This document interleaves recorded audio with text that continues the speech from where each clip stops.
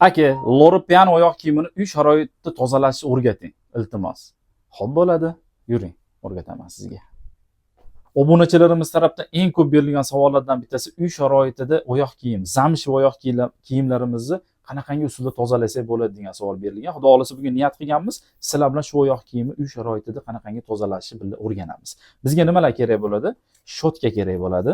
Shotkamiz где-то 5000 so'm turadi. Mana bunaqangi shotka ham kerak bo'ladi. Mana bunaqangi najachkalar kerak bo'ladi. Suv, sprey bilan mana bunaqangi idish yuvadigan vosita kerak bo'ladi. Endi oyoq kiyimi nimadan boshlaymiz? Yaqinroq kelsangiz ko'rsataman. Zamishimizni birinchi bu shotkada changlarni qoqib olamiz. Aylantirib.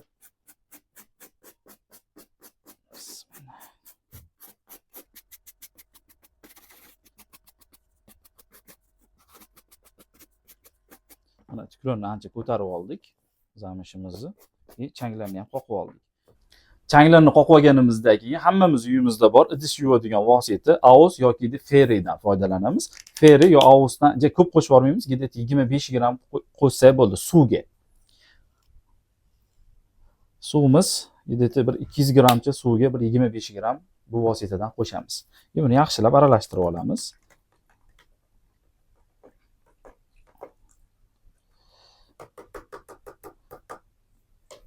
Aralashtirganimizdan keyin shunaqangi shotkada buni bir boshdan yaxshilab yuvib chiqamiz. Ko'rishinglarki, sirazi penkaga o'xshab ko'plasha boshladi.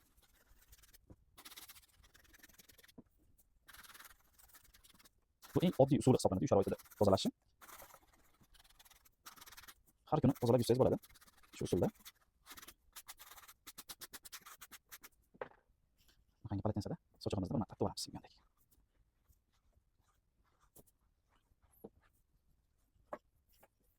Ikkinchisini xuddi shunaqa usulda yutib olamiz.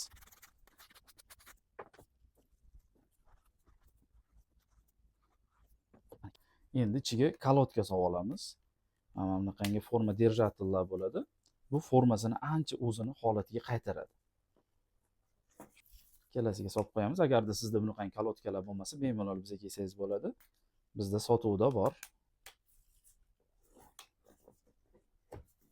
Ikkalasini shuni holatiga olib keldik. Xudo xolasa buni qurishni kutamiz. 2 soatda xudo xolasa uy sharoitida quriydi. 2 soatdan keyin keyin kraska sepamiz.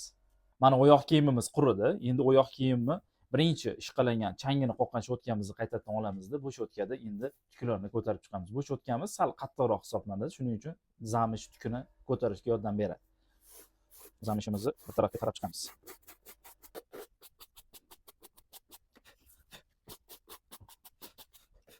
Mana zamishimizni ko'tarib oldik. Endi bunga magazindan sotib olingan sprey Dlenubuk zamshi degan bessvetniydan sepamiz. Bessvetniydan sepmasak, agar svetlisdan o'zini tomli siniy svetdagidan sepadigan bo'lsak, mana bu klientimiz oldindan shunaqangi spreylardan ishlatib yurgan ekanlar. Podoshasini ko'rishingiz mumkin. Podoshalari tonna tomli siniy bo'lib pitat qolgan. Buni ketqizish iloji yo'q, faqat zamini podosh qilish kerak yoki bo'yab yuborish kerak. Mana shuni hozir sepamiz.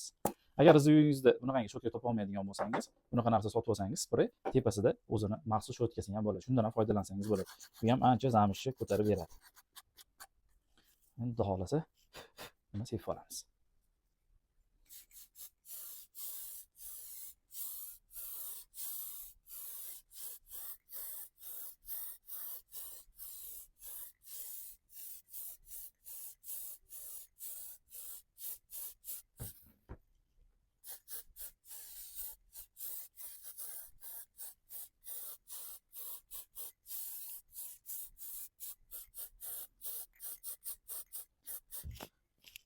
Sepishni faqat kechqurun sepishni maslahat bergan bo'lardim, chunki kunduzi sepsangiz ko'chaga chiqishingiz bilan chang qoplaydi. Shunga kechqurun sepib qo'ying. Kunduzi bemalol qurigan holatda kiysangiz chang bo'lmaydi. Mana oyoq kiyimimiz tayyor bo'ldi. Oyoq kiyimimizni o'zingizlar e'tibor berishingiz mumkin. Xudo xolasa oyoq kiyimimiz zo'r chiqdi. Agar videoyimiz manfaatli bo'lgan bo'lsa, kommentariyaga o'z fikringizni bildirib, like bosib, podpiska tugmasini bosib qo'yinglar. Keyingi videolarda ko'rishguncha xayr. Salomat bo'linglar.